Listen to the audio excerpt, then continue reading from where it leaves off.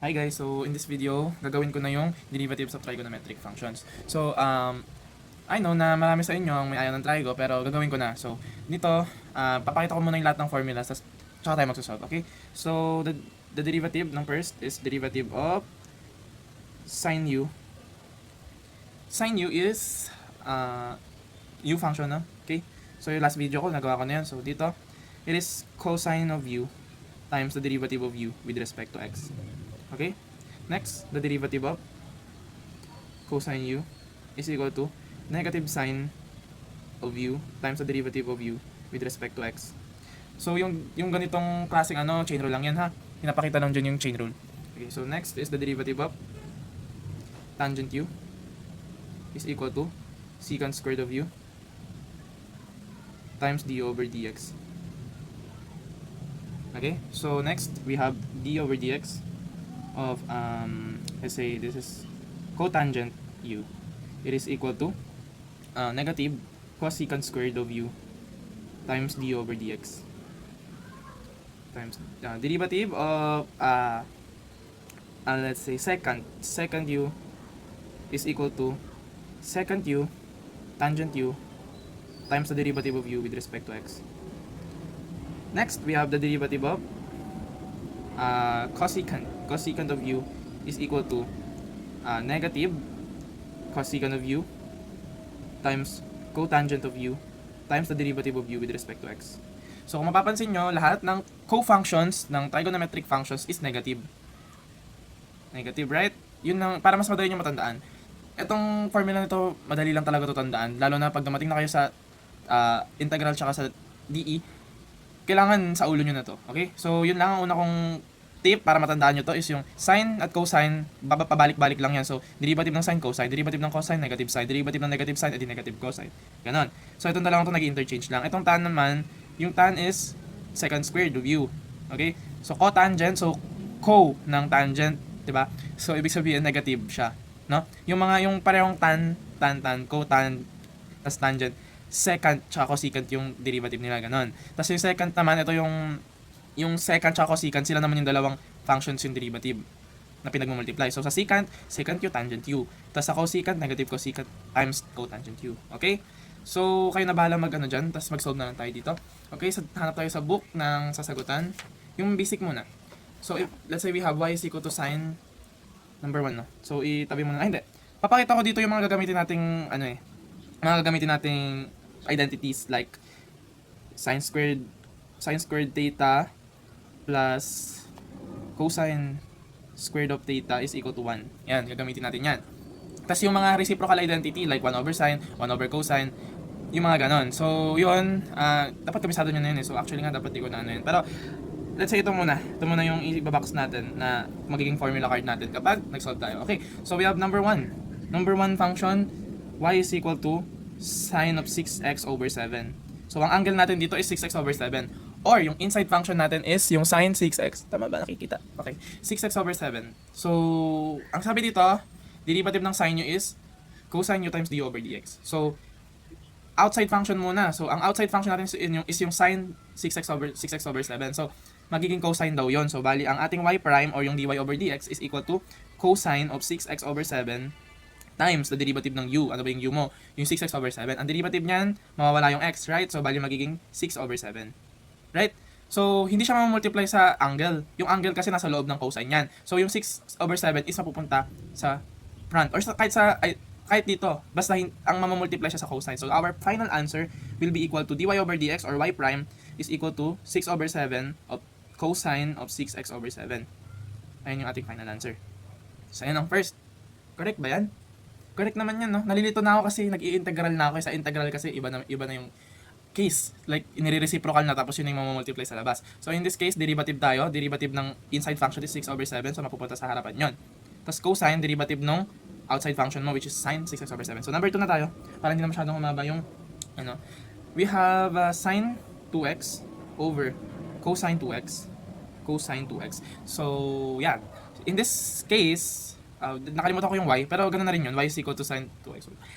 So in this case, we can use quotient rule. Pero if marunong na kayo ng mga tawag doon, marunong na kayo ng identities. Madali lang yun nga yung pinakaunang identities na matututunan nyo sa trigo eh. Yung 1 over sine is cosecant. 1 over cosine is secant. 1 over tangent is cotangent. Ganon. So in this case, anong identity to? This is actually, wait lang ha, pakita ko dito. Mag-asterisk tayo. Sine theta over cosine theta is equal to tangent theta. Correct? Sa mga hindi nakakaalam ha, pero sa mga nakakaalam na naiinis na kayo, skip nyo na to, i-pass forward nyo na.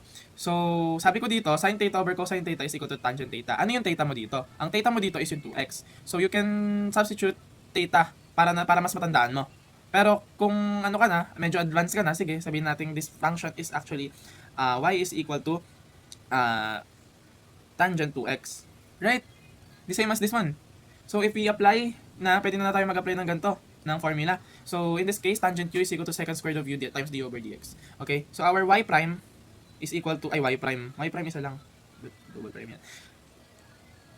Isa lang yan ha. So, this is secant squared of 2x times derivative ng 2x, which is 2.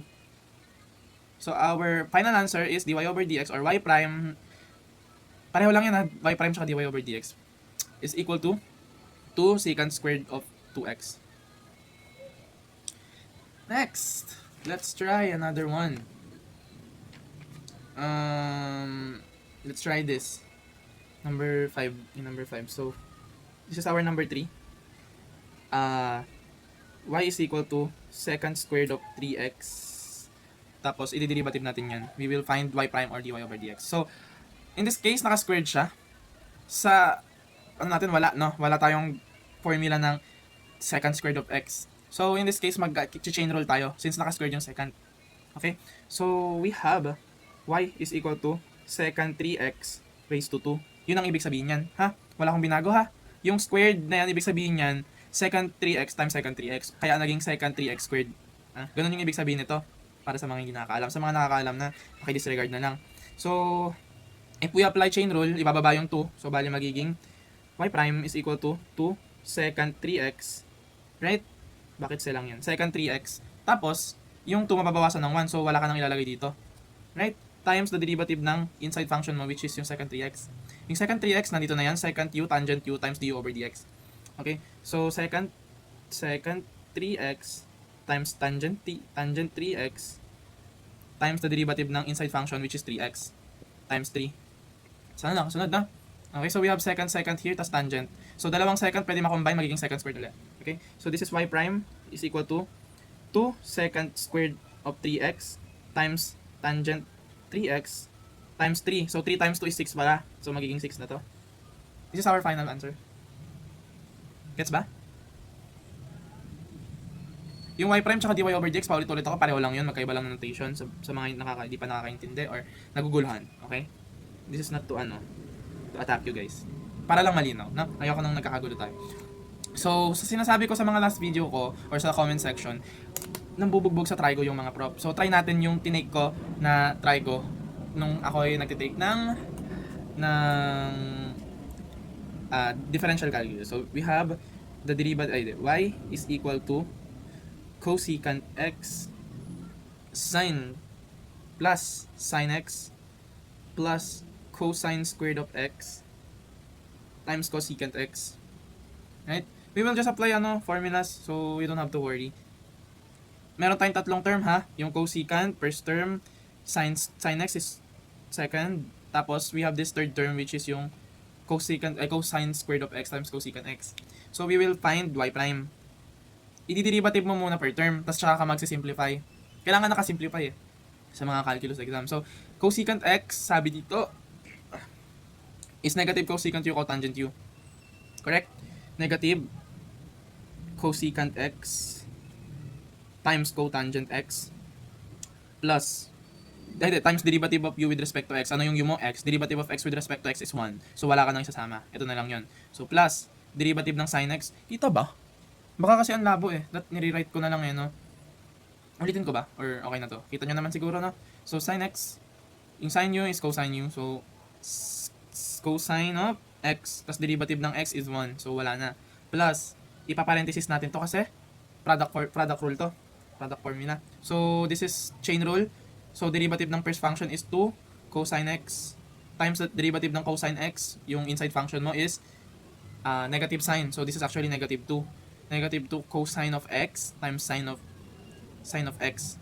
'Di ba? Yung negative ng sine x na nandito, nilagay ko sa unahan para hindi nakakalito. Kasi pag nilagay ko dito yung negative, magiging minus 'yan. So, times the second function, cosecant x plus ano na to? Tawag dito?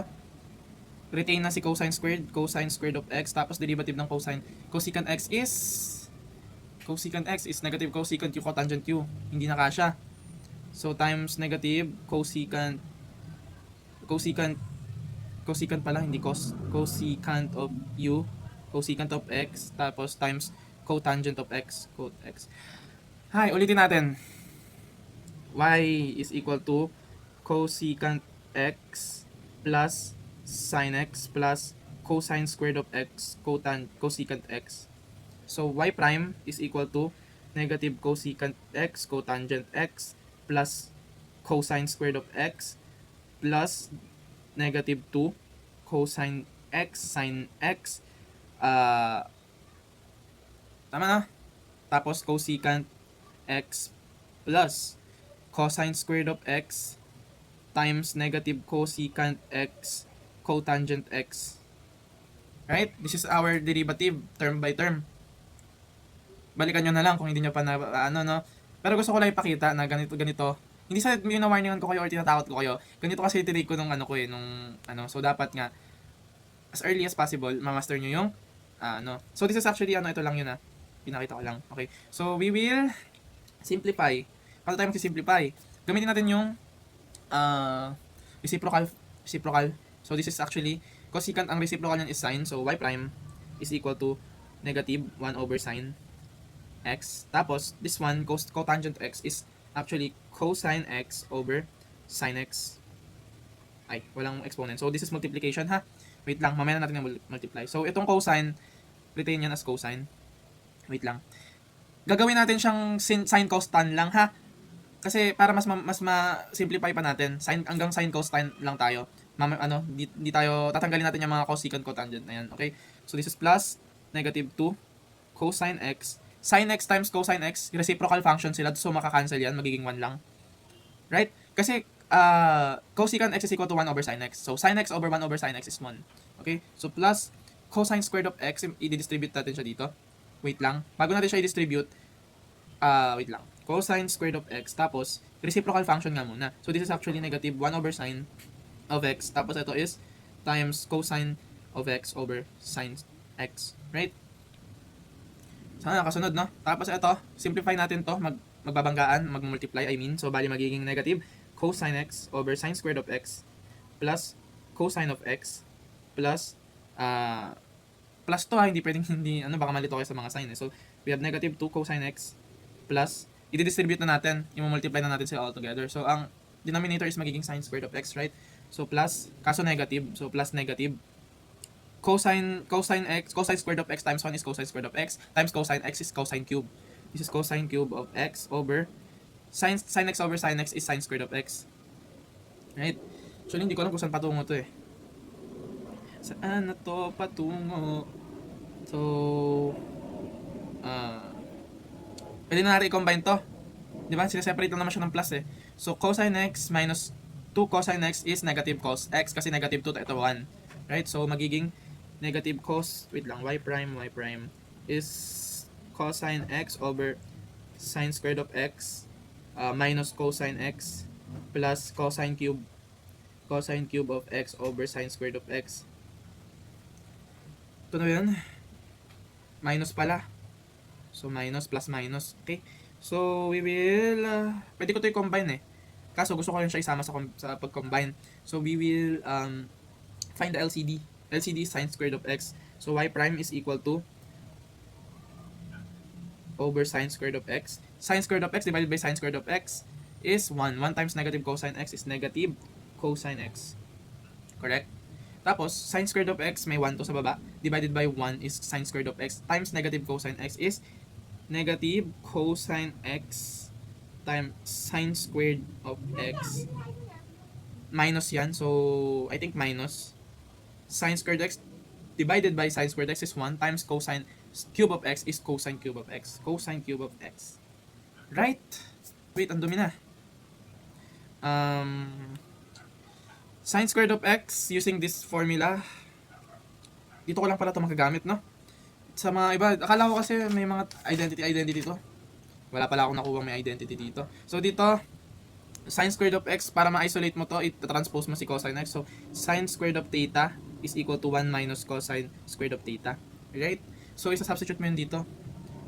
So we have y prime is equal to negative cosine x minus cosine x times 1 minus cosine squared of x minus cosine cube of x over sine squared of x. Right? So distribute. Okay? So we have y prime is equal to negative cosine x times mo to dito. Negative cosine x times 1 is negative cosine x. Tapos, cosine x times cos x times cosine squared of x, parehong negative, so magiging positive. Cosine cube, mag-a-add yung exponents nila. Tapos, minus cosine cube of x over sine squared of x. So, what do you observe? So, positive cosine cube, ito negative cosine cube, cancels. Matitira sa atin negative cosine x minus negative cosine x. Hindi yan maka-cancel, ha? Kasi parehong negative yan. So, our final answer will be negative 2 cosine x over sine squared of x y prime. So, this is our final answer. So, next video, sige, magsusolve na lang tayo. Solve na lang. Eto, pinakita ko lang yung gamit ng formulas. So, sa formulas, baka isang beses nyo nga lang magamit yung formula. So, tas pagdating dito, puro na kayo trigonometric identities. So, sa calculus, tinatest din yung knowledge nyo about sa trigo. Bukod pa yung pagkakabisado nyo nito. So, this is, pure trigo knowledge. This is calculus. Diba? Yung, siklaway, no? Yan. This is calculus knowledge. This is pure trigo knowledge. Nasa baba. So, our, final answer is this. dy over dx is equal to negative 2 cosine x all over sine squared of x. Para malinaw, ha? Yan, thank you guys. Next time, ipagko-combine natin yung trigo tsaka yung implicit, lahat-lahat. Okay.